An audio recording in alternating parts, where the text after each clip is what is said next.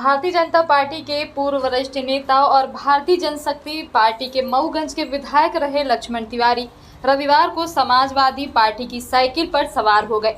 लक्ष्मण तिवारी ने लखनऊ में समाजवादी पार्टी के राष्ट्रीय अध्यक्ष अखिलेश यादव के हाथों पार्टी की सदस्यता ग्रहण की। सदस्यता लेते ही सपा ने उन्हें रीवा जिले के सिरमौर विधानसभा से अपना प्रत्याशी भी घोषित कर दिया है, जिसके बाद आगामी विधानसभा चुनाव में वह बीजेपी और कांग्रेस सहित बसपा की नींद उड़ाने के लिए चुनावी मैदान पर उतरेंगे।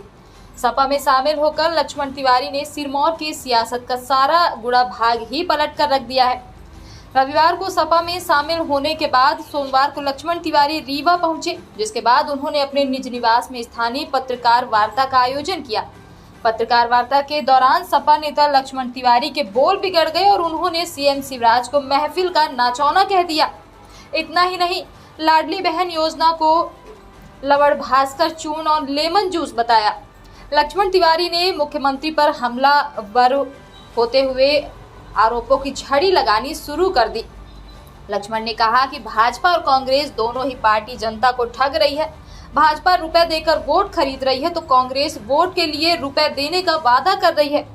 लाडली बहना योजना सिर्फ तमाशा है। लाडली बहना योजना तो ठगने का बहाना है। जैसे बच्चों को ठगने के लिए लेमन जूस और टॉफी दी जाती थी।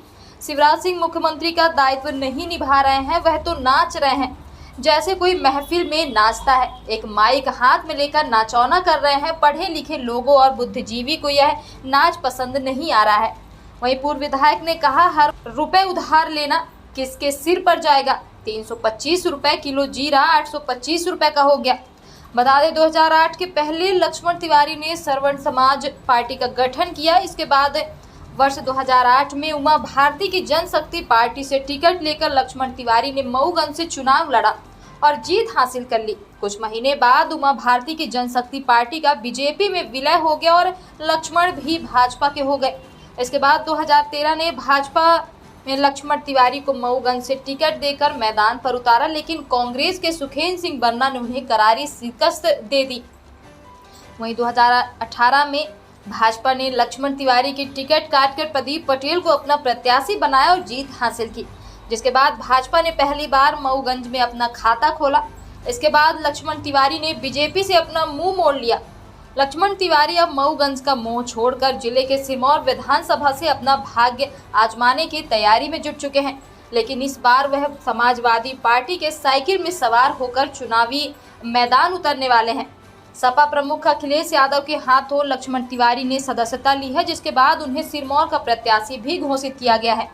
बीते दिनों सिरमौर में पूर्व डीएसपी बीडी पांडे ने हाथी में सवार होकर कांग्रेस की दावेदारी करने वाले नेता व बीजेपी के लिए मुश्किलें खड़ी कर दी थी, जिसके बाद अब लक्ष्मण तिवारी ने सपा पार्टी से सिरमौर विधानसभा की टिकट लेकर सबकी नींद उड़ा दी और सिरमौर की सियासत में लगाया गया गुड़ा भाग ही उलट कर रख दिया।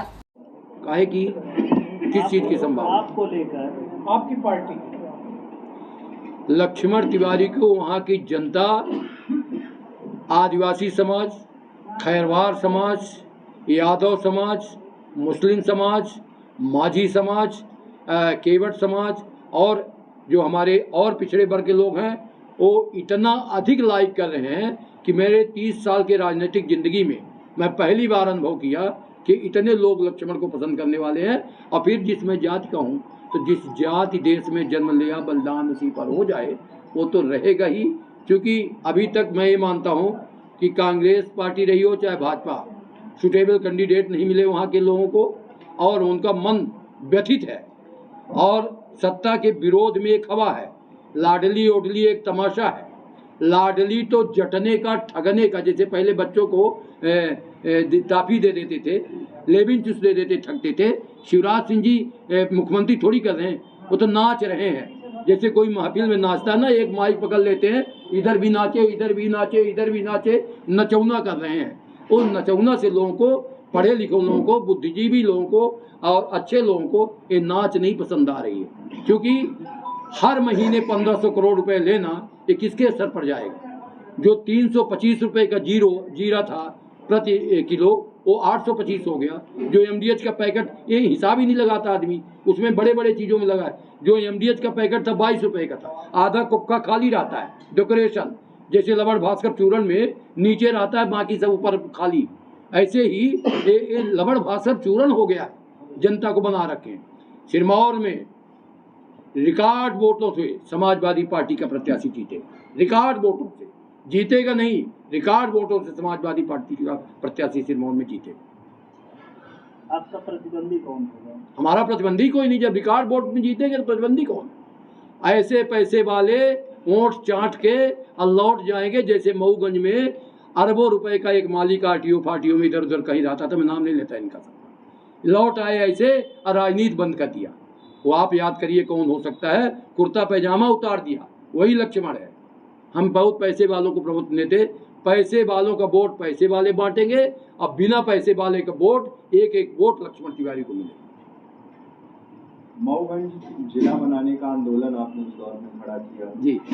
अब जब मऊगंज जिला बना तब आप विधानसभा में शिफ्ट हो गए। शिवराज सिंह चौहान महिंदर को भी जिला बनाने जा रहे हैं। हाँ। ये छोटे छोटे जिले बना के पार्टी के पक्ष में माहौल तो बना रहे हैं। सिरमौर के स्थानीय मुद्दे लगातार हावी रहे पहले, और वोटिंग डायमेंशन घूम जाता है जातिगत आंकड़ों पर। बिल्कुल, जाति के हिसाब से बट गया, किस हिसाब से बट गया, तो वहाँ पर फिर कैसे चीज़ों को डैमेज कंट्रोल करेंगे? क्योंकि वो डैमेज करने का ही मेरा तरीका है। मैंने जिन जिन जातियों का नाम लिया, ये डैमेज कंट्रोल है। दूसरा, सिरमौर में जो मेरा उद्देश्य है, मिशन है, हैंडपम्प नहीं है। मेरा मिशन बिजली का ट्रांसफार्मर जला पहले नहीं है, ये तो रूटीन काम है, होगा ही। जो दमदार कोई अगर होगा वहाँ एमएलए एमपी, वो जो दमदार होगा उसके नाम पर काम हो जाएगा। वहाँ मेरा मिशन है। जैसा चुरहट की तरफ आप लोग गए होंगे, जो चुरहट का टनल है, वो टनल हमारा नीचे से जीरो से और ऊपर स्वर्गीय माननीय शास्त्री जी के कॉलेज में आके निकलेगा, और वो 1 मिनट और 43 सेकंड में हम वो पूरा पहाड़ क्रॉस कर देंगे। एक्सीडेंट बचेगा, मोड़ बचेगा, और जो घाट तराई नीचे और ऊपर का मामला चलता है वो ख़त्म हो जाएगा। और हम कानपुर, प्रयागराज, मानिकपुर डायरेक्ट जोड़ देंगे हम रीवा से, और वो सिरौली से जुड़ जाएगा, हमारा मैहर से जुड़ जाएगा, अनूपपुर से जुड़ जाएगा। ये मेरा मिशन है। मेरा मिशन है केवटी में कभी सर्वे हुआ है 22 साल पहले, केवटी से 1000 लिंक की, विश्व में 1000 लिंक की कहीं नहीं। मैं आपको अभी मैं अगले महीना एक किसी त्यौहार पर, जिसमें आप लोग फ्री रहेंगे, आपसे चर्चा करेंगे, हम पूरा रीवा के पत्रकारों को वहाँ हम लंच देंगे। आप देखिए 1000 लिंक की विश्व में कहीं नहीं है, वो हमारे वहाँ 1000 लिंक की है। केवटी से हम 1000 लिंक की बाया लोकेश्वर जवानाथ ये जोड़ने का काम करें। मैं इस संदर्भ में माननीय गडकरी जी से बात भी कर चुका हूँ। मैं इसलिए जोर नहीं लगाया पहले कि काम शुरू हो जाएगा, टेंडर हो जाएगा तो लक्ष्मण तिवारी वही मऊगंज जिला टाइप का हो जाएंगे, इसलिए वो काम होगा। हमारा डभौरा, कभी हम सामान्य ज्ञान में पढ़ते थे कि रीवा जिले में कौन सा स्टेशन है, एकलौता स्टेशन था डभौरा।